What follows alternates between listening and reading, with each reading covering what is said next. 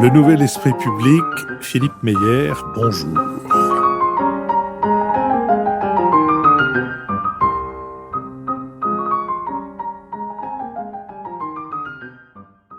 Le Nouvel Esprit Public, si c'est pour la culture, on a déjà donné nouvel épisode et nouveau Bada qui me permet de recevoir aujourd'hui David Azoulay. David Azoulay, bonjour. David Azoulay, vous êtes président du groupe ESRA, École supérieure de réalisation audiovisuelle. Est-ce que vous pouvez d'abord nous dire rapidement quelle est l'histoire de cette École supérieure de réalisation audiovisuelle? Quand a-t-elle été fondée? Par qui? Dans quelles circonstances? Et comment s'est-elle développée? Parce qu'elle s'est développée. Bonjour Philippe. Oui, alors l'école a été créée en 1972. Elle a été fondée par mon père. À l'époque, le paysage audiovisuel était autrement plus restreint qu'aujourd'hui. Il y avait, je crois, que 2 chaînes. Mais néanmoins, il y avait le début de l'activité des films institutionnels d'entreprise et il y avait déjà le commencement des besoins de structuration un peu de la technique audiovisuelle et des techniciens. Et donc cette école a vu le jour. Au début, elle s'appelait l'École supérieure des réalisateurs audiovisuels, nom qui a été changé au bout de quelques années parce qu'effectivement, mon père s'était rendu compte qu'il y avait davantage de besoins de polyvalence et de réalisation que de réalisateurs.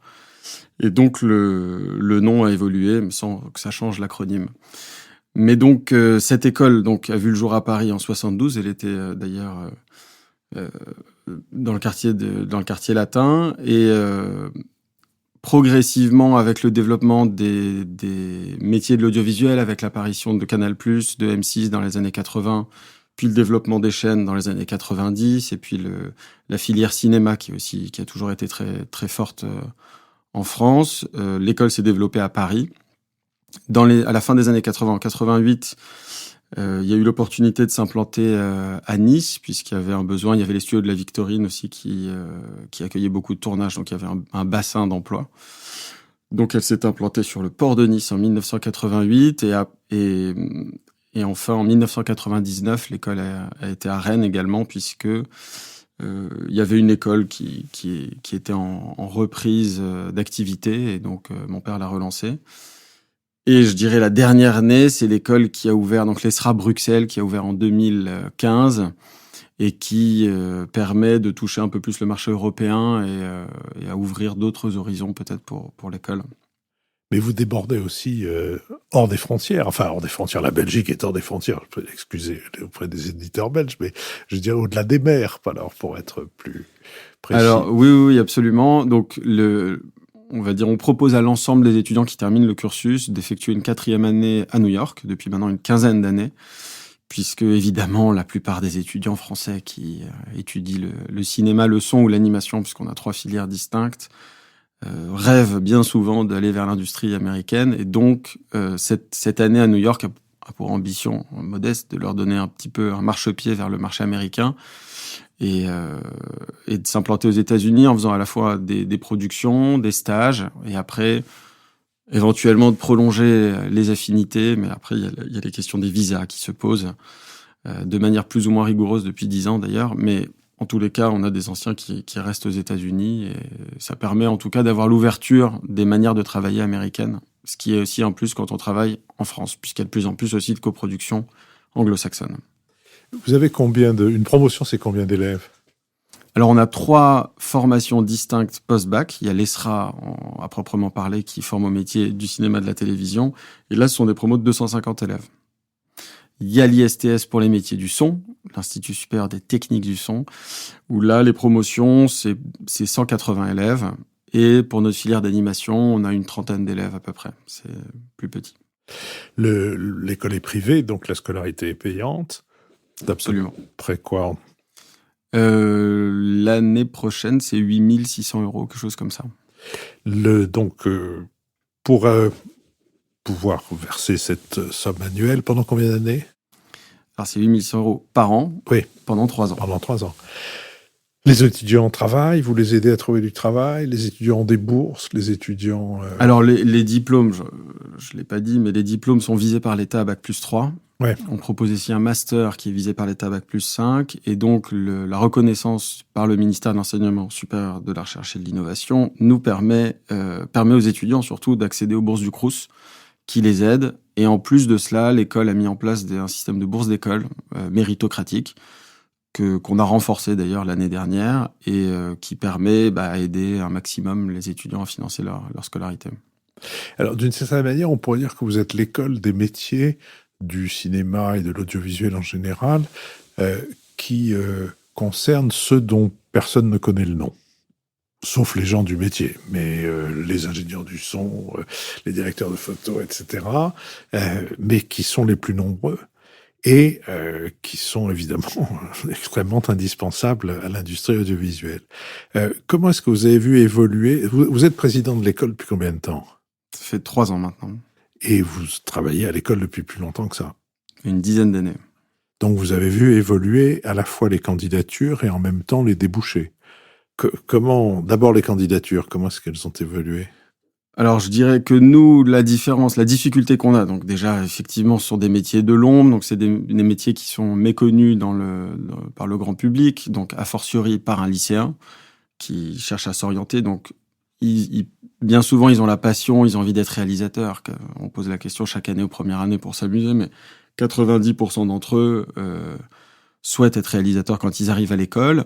Et au bout de 2 années, puisque nos 2 années, la particularité pédagogique de l'école, c'est que pendant les 2 premières années, les étudiants découvrent l'ensemble des métiers. Donc ils n'arrivent pas avec une idée préconçue de ce qu'ils veulent faire, quitte à ce que ça leur déplaise ou qu'ils découvrent autre chose qui leur plaise davantage. Donc pendant les 2 premières années, ils font tous les postes et ils découvrent tous les métiers. Et surtout, ils se rencontrent entre eux, ils trouvent leur place, ils voient là où ils sont bons, là où ils sont appréciés, ils essuient les plâtres ensemble. Et ça, je crois que c'est une dimension fondamentale dans les métiers de l'audiovisuel, puisque c'est des métiers d'équipe. Et donc, il faut être capable de trouver son équipe, en quelque sorte, et sa place dans l'équipe. Mais il faut aussi connaître la chaîne de fabrication d'un produit audiovisuel, puisqu'il y a quand même des rendus à faire. On se passe chacun joue son rôle. Donc, ça, c'est une dimension importante. Donc, ils arrivent avec la passion. Évidemment, depuis 10 ans, il y a 10-15 ans, quelques-uns faisaient des courts-métrages avant de venir à l'école. Maintenant, ils font tous des images. On a même des youtubeurs qui ont des dizaines de milliers d'abonnés, voire plus. Donc, la population évolue beaucoup. Après, je dirais qu'on représente quand même un niveau relativement représentatif d'un niveau de bachelier en France. Donc, ce niveau évolue avec le temps. Donc, à la fois, peut-être plus d'attentes de leur part, moins des difficultés de concentration, ce qu'on peut observer aussi. Et ensuite, je crois qu'il faut essayer de les passionner, de leur donner le goût de la culture et de l'histoire du cinéma, parce que nous, on a des matières, on a pas mal d'enseignements théoriques qui leur apprend aussi la mise en scène, le découpage, et beaucoup de matières théoriques, puisque notre conviction, c'est que, le métier, c'est que tous les métiers de l'audiovisuel concourent au résultat artistique. Donc, que ce soit le monteur, le cadreur, celui qui fait la lumière, ou tous ceux les machinaux, etc. Donc, c'est très important qu'ils aient tous une culture cinématographique pour pouvoir aboutir au meilleur résultat artistique, je dirais, au service du réalisateur. Mais donc, c'est important, cette collaboration. Et les candidats... alors, ça a beaucoup rajeuni, puisque, en fait, ça, c'est une dimension qui est intéressante dans les métiers de passion comme cela, c'est que on avait, je dirais, 40% des étudiants qui avaient fait Bac+2, Bac+3, qui avaient mis, en quelque sorte, du temps à convaincre leurs parents. Tandis que maintenant, alors, on a intégré Parcoursup il y a 2 ans, et ça a rajeuni considérablement notre promotion. Là, on a quasiment 90% de bacheliers. Donc, on va voir ce que ça donne là, puisqu'ils sont pas encore sortis, mais voilà, il y a une évolution, en tout cas, de ce point de vue-là. En discutant avec Aglaé Bory, qui a été votre prédécesseur sur ce fauteuil, qui est photographe, nous évoquions le fait que les iPhones permettent aujourd'hui à beaucoup de gens de croire qu'ils sont photographes. Est-ce que le YouTube n'a pas les mêmes effets sur les candidats qui se présentent et qui, même quand ils sont admis chez vous, est-ce que la nécessité de maîtriser la grammaire et les différentes disciplines de la réalisation ne sont pas pour eux des obstacles scolaires, c'est-à-dire artificiellement inventés par les institutions. Disons que c'est vrai qu'il y a la solution de facilité, hein, encore plus pour la photo d'ailleurs, mais c'est tout l'enjeu de l'enseignement, c'est-à-dire de faire comprendre à un étudiant que faire des images, c'est pas uniquement la captation de l'image finalement, c'est la préparation, l'enjeu et ce que raconte l'image. Donc effectivement, tout l'enseignement théorique qu'on tente de leur inculquer, c'est justement de leur faire comprendre qu'un film d'1h30 peut se tourner en 1h30. Il suffit d'allumer son téléphone et de tourner. Mais voilà, on peut faire quand même beaucoup mieux. Et donc, il faut comprendre les enjeux de l'écriture, les enjeux de la construction, du cadre, de la lumière, des décors, etc. Et donc, on essaye de leur faire comprendre ça. Et en tout cas, je dirais que ce que ça apporte aussi, parce qu'il faut aussi être à l'écoute de ça, je crois, c'est des nouvelles manières de filmer, des caméras... des nouveaux cadres, des nouvelles manières un peu plus spontanées qu'on n'avait pas avant. Et puis de toute façon, ça a été, je crois, toujours le cas dans l'histoire de l'audiovisuel. C'est-à-dire que ça a été l'industrie a suivi les évolutions techniques et les innovations. Quand on a inventé le Steadicam, par exemple, ça a donné lieu à beaucoup de nouveaux plans et de nouvelles manières de filmer. Je pense qu'aujourd'hui, les jeunes ont aussi un petit peu ces images-là en tête et d'ailleurs, c'est aussi ça, une autre spécificité, c'est qu'ils sont saturés d'images en permanence. Donc, ils ont aussi, et pas nécessairement des images comme on a pu avoir par le passé, des images construites qui veulent dire quelque chose, mais des images absolument banalisées de choses saisies sur l'instant, comme on voit sur les réseaux sociaux, etc. Donc, il faut leur apprendre l'ambition que peut avoir un cadre. Dans l'enseignement qu'ils reçoivent à l'ESRA, est-ce que vous avez observé qu'il y avait certaines disciplines ou certaines choses auxquelles la majorité d'étudiants est plutôt réticente? Est-ce qu'ils ont du mal à entrer dans certaines disciplines? Est-ce qu'il faut déployer des ruses pour les convaincre? Généralement, je dirais les matières écrites. Je pense au scénario. Ils sont tous conscients, c'est intéressant ce paradoxe, qu'il faut écrire un scénario, mais le scénario est assez formalisé, il y a des règles sur des verbes d'action, de description, comment on doit le construire, etc. Et c'est vrai que je dirais que c'est peut-être ça ce qui change un petit peu, c'est qu'ils ont peut-être plus de difficultés à intégrer l'effort et la structure de choses dont ils ne voient pas l'intérêt immédiat. Ils ne saisissent pas le pourquoi du comment, et donc ils ne le font pas. Et donc, ils s'en rendent compte après coup, mais c'est vrai qu'au début, la formalisation d'un scénario qui sert à tous les départements ensuite, qui doit être rédigé d'une certaine manière pour qu'on puisse l'exploiter, ils ont du mal à intégrer ces règles qui sont très formelles, puisque il y a peut-être une tendance à s'affranchir du cadre et à vouloir faire tout de suite. Il y a un désir, en tous les cas, d'instantanéité, sans nécessairement vouloir prendre l'effort et la construction et le temps de la réflexion. Et à l'inverse, est-ce qu'il y a des disciplines sur lesquelles ils se ruent? Alors, ça dépend de l'appétence de chacun, parce qu'on a des cours de culture générale, on a des cours d'écriture, on a des cours de mise en scène. On a un cours de mise en scène comparé qui compare, par exemple, 10 baisers ou 10 meurtres. Et on montre comment, dans chaque film, un réalisateur a choisi telle ou telle manière de filmer parce que ça correspondait à son esthétique de film. Ce qui permet aussi aux étudiants de comprendre qu'en fait, on a des choix de mise en scène qui doivent servir un film, puisque toute la difficulté, c'est qu'il n'y a pas de recette pour faire un film. Donc, je dirais que les apprentis réalisateurs apprécient particulièrement ces cours. Un cours de culture générale à l'ESRA, ça comporte quelle grande tête de chapitre? Alors, on essaye d'ouvrir aussi pas que sur le cinéma, puisqu'ils ont des cours d'histoire du cinéma, mais ils ont également des cours de littérature, un petit peu d'art. On essaye d'ouvrir à l'art pictural, à la peinture, et à ouvrir au maximum les horizons des étudiants, parce que c'est quand même c'est le moment de le faire, et c'est important pour eux, je pense, de comprendre d'où vient l'image, d'où vient le cadre, d'où viennent les éclairages, et l'écriture aussi. Donc on essaie d'ouvrir au maximum sur à la fois la peinture et la littérature. Alors vous êtes très équipé. Vous avez combien de studios Je ne sais même pas. On en a un certain nombre. On a à la fois des studios son, des studios pour faire de l'animation avec des tablettes graphiques, des ordinateurs Et on a évidemment des salles de montage, d'étalonnage. Donc on en a, je sais pas, suffisamment pour faire nos films. Et... J'ai visité avant que nous nous rencontrions et j'ai été très impressionné par ce qui est mis à la disposition des étudiants. J'ai aussi été très impressionné par le fait que vous disposez d'une salle, d'un petit théâtre, enfin, en quelque sorte. Il doit y avoir, je crois, 200 places ou un peu plus. C'est dans ce petit théâtre que vous organisez les rencontres avec des figures du cinéma. Vous avez reçu notre ami Bertrand Tavernier, vous avez reçu Costa Gavras, vous avez reçu un certain nombre d'autres. Qu'est-ce qui se passe dans ces cas-là? Est-ce qu'il y a une de ces rencontres qui vous a laissé un souvenir que vous pourriez raconter? Alors oui, on organise ces rencontres-là. Donc c'est notre amphithéâtre Jean Renoir qui se situe à Duplex. Et alors c'est un amphithéâtre dans lequel les étudiants ont les cours magistraux.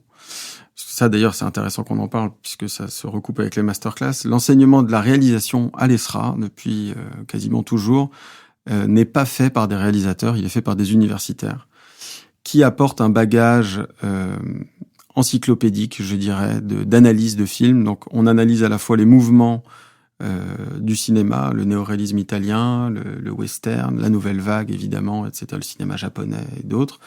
Et on analyse à travers différents réalisateurs de ces mouvements, les techniques, les spécificités qui caractérisent ce mouvement. Parce que nous avons le sentiment que c'est ces analogies et ces mises en abîme qui permettent vraiment de prendre du recul sur qu'est-ce que c'est que ce mouvement de film, de cinéma. Et il est complété par l'enseignement de ces masterclass qui sont des cinéastes qui viennent parler de leur cinéma, puisque je crois que un auteur ou un réalisateur a sa singularité et ça marche parce que c'est lui. C'est toujours ce que je dis aux étudiants. C'est entre un Jean-Paul Rapneau qui vient, qui fait un film tous les 6-7 ans, tout est préparé à la virgule près. On peut pas, enfin, c'est extrêmement réfléchi, cadré, préparé. Quand on reçoit Claude Lelouch qui est dans l'improvisation globale et l'amour de la vie, etc. Ils ont tous les deux raison et ça marche parce que Claude Lelouch est Claude Lelouch et parce que Rapneau est Rapneau. Et donc, on peut pas dire c'est comme ça qu'il faut filmer. Donc, nous, on a l'enseignement universitaire pour présenter, je dirais, à froid, en quelque sorte, les grands mouvements du cinéma et les techniques de réalisation. Et c'est complété par quelque chose de très vivant qui est l'échange qu'on organise. Donc, ça s'appelle les jeudis de l'ESRA. Ça a lieu les jeudis. Et on reçoit 10-12 fois par an des cinéastes qui viennent se confronter aux étudiants. Donc, ils choisissent un film de leur filmographie qu'on diffuse. Et ensuite, il y a un échange avec les jeunes étudiants et avec le cinéaste. Et donc, c'est très riche. Il y a parfois des questions un peu naïves de la part des étudiants sur les financements ou les techniques de réalisation. Donc c'est souvent amusant. Et ça a donné des échanges très riches et je suis très satisfait de ça. Les étudiants se rendent pas toujours bien compte de l'opportunité qu'ils ont de se frotter à des gens qui ont une filmographie assez conséquente, mais je trouve que c'est formidable, c'est une formidable opportunité pour eux. Est-ce que ces masterclass, vous y invitez aussi des gens, des illustres, si je puis dire, des chefs opérateurs ou bien des ingénieurs du son qui sont devenus des autorités dans leur discipline? Alors on a ouvert il y a quelques années, absolument. Il y avait que des réalisateurs avant, on a accueilli des producteurs. Thomas Langman était venu et puis et un ou deux autres. Il y a eu Guillaume Schiffman qui est venu, qui fait un petit peu de réalisation aussi, mais qui est venu. On a eu des monteurs qui sont venus également. On a essayé d'ouvrir aux métiers qui sont les métiers auxquels nous préparons à l'ESRA, puisqu'on a des options en troisième année, donc la réalisation, la lumière, le cadre, le montage, la production. Donc on a essayé d'ouvrir à ces différents métiers. Et on veut même aller continuer à le faire cette année en faisant... On a même des acteurs qui sont venus, puisque Jean Dujardin était venu, il n'a pas encore réalisé. Mais donc on essaye de faire venir en tous les cas des gens qui ont un bagage et qui peuvent apporter un regard sur le cinéma qui est intéressant. petite question peut-être de détail, mais Jean Dujardin est un acteur qui est dans une très grande popularité et qui bénéficie d'une grande sympathie. Est-ce que vous arrivez à faire en sorte que le contact entre les étudiants et lui soit un contact professionnel ou bien est-ce que c'est un contact de fans? Alors, on essaye de le faire. On peut pas modérer les questions. On peut pas anticiper ce qui va sortir de la bouche d'un élève, mais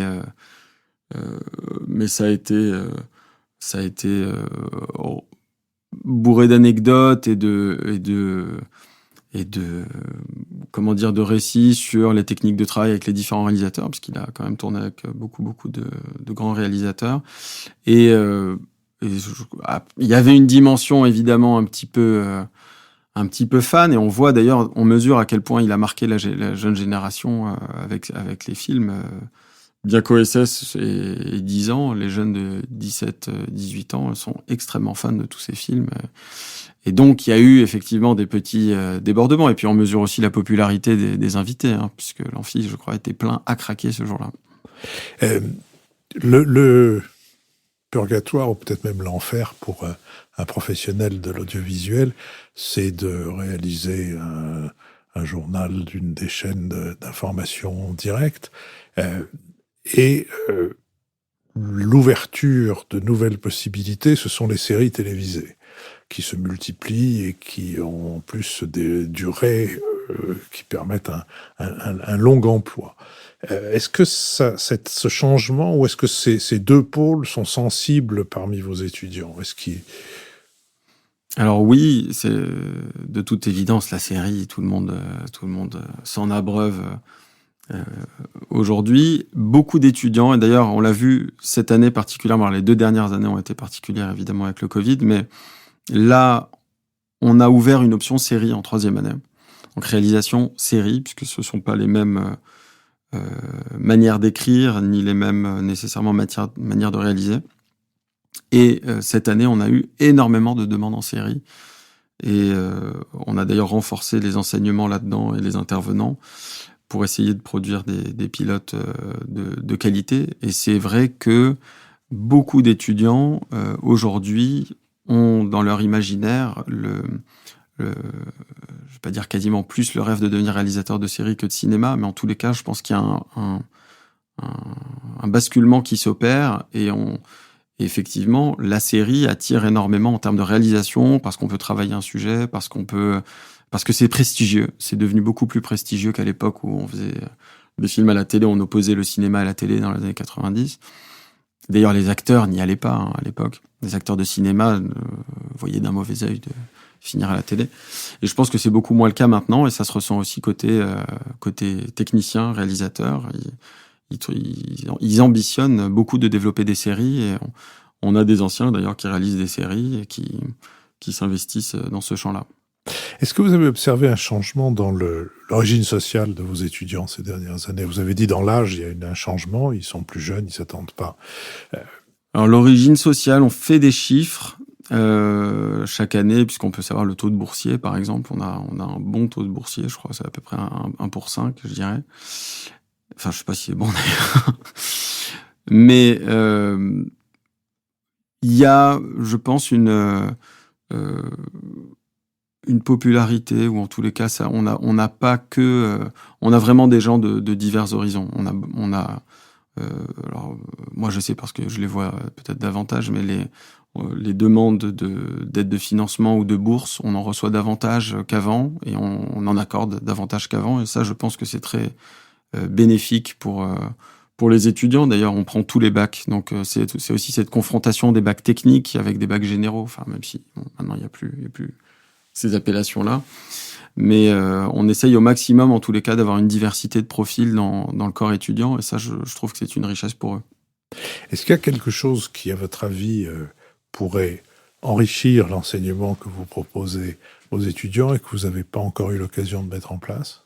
Alors, je ne sais pas. On a comment dire, développé beaucoup de choses ces dernières années sur l'enseignement du scénario qu'on a repensé sur les 3 années, l'enseignement de la série, les intervenants, les passerelles entre les différentes écoles aussi, puisque je l'ai pas dit, mais les étudiants, évidemment, entre les étudiants en son, les étudiants en cinéma travaillent ensemble. Et donc se rencontrent, je dirais, dans des domaines qui ont parfois du mal à se trouver entre l'image et le son. Mais là, on est heureux avec les innovations qu'on a faites, et puis on reste de toute façon à l'écoute des marchés, des professionnels. Ce qu'on a fait, ce qu'on ambitionne de faire cette année, si on peut le faire, c'est vraiment de faire venir beaucoup plus souvent des syndicats de professionnels à l'école pour les confronter aussi à l'univers économique, puisque c'est un univers quand même très spécifique qui est constitué de corporations, et donc bien souvent les étudiants intègrent ces regroupements, et c'est important qu'ils en prennent conscience quand même à l'école, puisque ils feront partie ensuite d'un corps de techniciens qui est important, qui est représenté et qui doit aussi défendre ses intérêts. Alors, et peut-être terminerons-nous notre conversation sur ce point-là, mais vous avez dit tout à l'heure que vous observiez d'une manière générale chez les étudiants des difficultés de concentration et que une espèce d'impatience qui fait que, bon, on sauterait bien l'étape du scénario si c'était possible. C'est évidemment c'est absurde, mais on peut imaginer, les désirs absurdes ne manquent pas. Et au fond, derrière cette impatience, il y a aussi quelque chose qui tient à ce qui a précédé, c'est-à-dire au lycée, et un rapport à la culture générale qui est lacunaire pour toute cette génération. Comment est-ce qu'on peut lutter contre ça ou donner aux étudiants des armes pour lutter eux-mêmes contre ça? Est-ce que c'est par l'enseignement de l'histoire du cinéma, par exemple? Alors c'est un bon point, parce que c'est vrai que moi ça me préoccupe en tous les cas. Et alors je pense qu'on essaye déjà de leur faire comprendre qu'il s'est passé beaucoup de choses dans le cinéma avant qu'ils viennent au monde, puisque c'est un art plus que centenaire. Et donc on essaye déjà d'une part de leur faire comprendre ça, de le mettre à leur disposition des classiques. Donc on a des ressources évidemment de DVD tech et de médiathèque pour mettre à disposition un maximum de ressources. Et alors cette année, on a d'ailleurs renforcé ça pour essayer d'aller dans leur sens, puisque maintenant dans leur portail étudiant, ils ont accès aux ressources d'Arte qui proposait ça, donc on l'a mis en place cette année. Et on a aussi noué un partenariat d'ailleurs avec Filmo TV pour qu'ils aient accès à leur ligne éditoriale, puisque je crois d'ailleurs aujourd'hui qu'un des défis pour le futur, c'est aussi l'éditorialisation des contenus. C'est plus l'accès aux contenus comme auparavant, mais plutôt la manière de les sélectionner, la manière de les présenter, de les mettre en avant. Et je trouve qu'ils font un très bon travail là-dedans, puisqu'ils ont à la fois des blockbusters américains, mais ils ont aussi les classiques japonais, français, italiens qu'on cherche à faire découvrir aux étudiants. David Azoulay, merci. Mais avant de nous séparer, je voudrais vous poser une question personnelle. Est-ce qu'il y a un film ou une série, un film qui peut être de n'importe quelle époque, une série, elles ont commencé il n'y a pas tellement longtemps, dont vous voudriez absolument que vos étudiants l'aient vu? Un incontournable. Après, le film qui me vient, c'est un film qui est un aboutissement pour moi absolu en termes de cinéma, mais que normalement tout le monde a vu, c'est Le Parrain. Après, en termes de séries, je pense qu'il y a eu beaucoup de grandes séries qui ont été faites ces derniers temps, et on pourrait faire la course et en citer une dizaine qui sont des chefs-d'œuvre, mais il y en a, je pense que voilà, on peut rester là-dessus. Voilà, c'est un grand film. Il y en a beaucoup d'autres. Moi, j'aime beaucoup le cinéma italien ou d'autres choses. Mais voilà, De Sica ou tous ces films-là. Mais d'ailleurs c'est ça tout l'enjeu, c'est que maintenant il y a tellement de contenu, on sait pas par quel bout le prendre, ne serait-ce que pour faire des recommandations, parce qu'il y en a tellement qu'on a envie de recommander que c'est compliqué de faire un ordre chronologique. David Azoulay, merci. Je rappelle donc que vous êtes le président de l'École supérieure de réalisation audiovisuelle.